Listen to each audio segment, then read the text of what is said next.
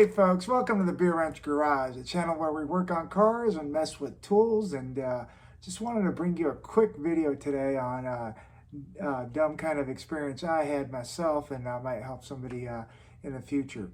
If you've recently done some work to your car around the accessory system, around the serpentine belt system, and you install a new serpentine belt tensioner, and the first time you go to start your car and it sounds like this.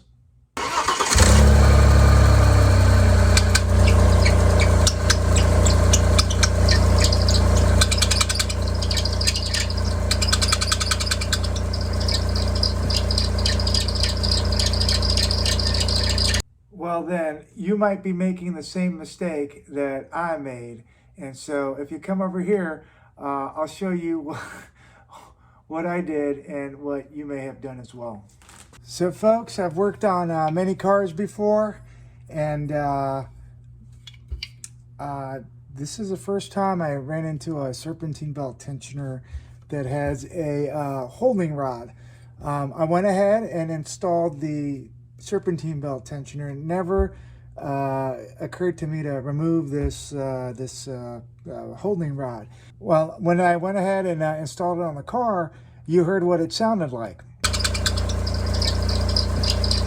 So I was flummoxed for a bit until I took off the new serpentine belt tensioner. I put it next to the old serpentine belt tensioner. I was like, these two things look exactly the same.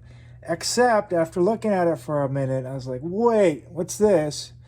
And then I looked at the one that I took off the car, the old one, it didn't have that. And I was like, aha, I haven't done something right. And the thing that I needed to do was remove this. Once I removed it, put it on the car, it sounded just right. So I hope that helped you a little bit, gave you a little bit of insight into what a potential problem might be, or a little bit of wisdom on avoiding a similar type of problem like that in the future. Hope you liked that little bit of a video. If you did, please go ahead and give us a thumbs up and subscribe. Take care, and see you on the next video.